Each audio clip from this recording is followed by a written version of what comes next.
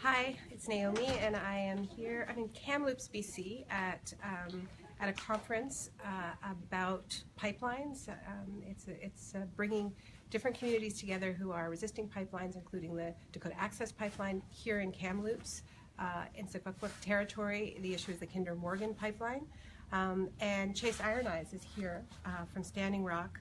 Many of you have seen videos of his. You know that he's been one of the very, very strong voices and leaders against the pipeline.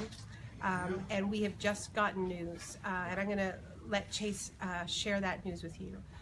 It's very significant. So yes, thank you, Naomi. There's word out on the wire right now that the United States Army Corps of Engineers has granted the easement for the Dakota Access Pipeline to be drilled under our only freshwater resource, that is the Missouri River or the Lake Oahe Reservoir.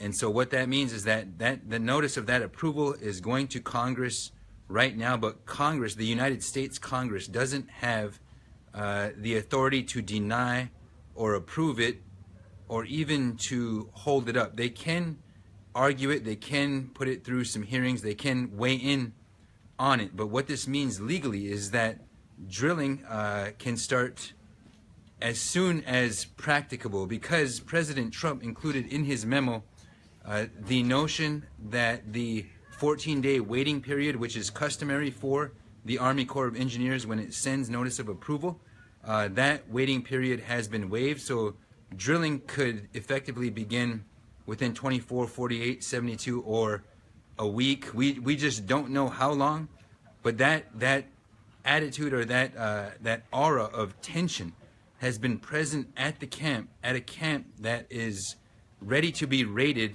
at all times, and which indeed the United States Army Corps of Engineers is communicating to the world that it will possibly forcibly evacuate that camp after February 22nd. That is the deadline for its evacuation order.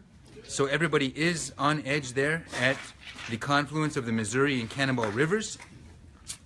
Everybody is still standing with the water. They're standing with the water protectors, and there are several contingents of United States veterans who are coming to the construction site, who are coming to exercise their constitutional, civil, and human rights and human liberties, in addition to assisting Native nations who are asserting their original and independent authority to determine their own destiny according to the internationally binding treaties that they are party to with the United States and with Canada in what is where we're at in Secwepemc territory. So I just wanted to provide that brief update via a Good Allies platform, and I want to thank you. Chase, I want to just ask you a couple of follow-up questions. I mean, what does it mean that the Army Corps of Engineers 2 months ago looks at the evidence and denies the easement, says that it needs a full environmental review, and then less than 2 months later, or exactly 2 months later, the same body comes to this completely different decision? What does that tell you about the legitimacy of this institution? Yes, it tells me that it's subject to the whim of a potential tyrant, somebody who is making a lot of enemies out of a lot of people. This is our new president in America, President Trump, and I was on the ground with you when word of that easement denial was announced, and it was treated like a huge victory. There were literal fireworks being set off, and people were told to go home, that the fight is over. The fight is now in the courtroom. Indeed, that's still the position of the Standing Rock Sioux tribe, is that they want to pursue all legal means, but there are a couple of thousand water protectors either on the ground or en route who are coming to stand in peace, to stand in dignity, and to exercise their rights to protect our clean drinking water and to protect our constitutional rights, which are under threat right now. And I want to ask you a more personal question, because we were together that day. I met your 13-year-old daughter, Dakota, that day, and we made a video that many of the people watching this video will have seen, which is your daughter Dakota saying that she felt as if she had her future back. How do you feel as a father in this moment right now? Yeah, we as parents, we've all got to be willing to sacrifice a little, to lay it on the line. Indeed, I'm being charged with a felony inciting a riot. I'm facing up to 5 years in prison because, and I'm not the only one charged with a felony.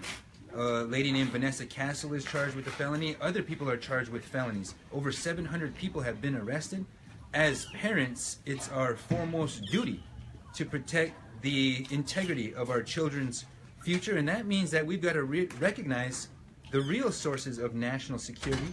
That's whether or not we have a clean drinking water resource. There's no food security or energy security unless we have water security, and that's something that the average Canadian, the average American needs to own. We need to get there. We need to build bridges. That's the only way we win this. Thank you so much, Chase. Thank you all for watching, and please stay tuned. There's going to be lots of calls in the coming hours, in the coming days, about what you can do to support. Thank you.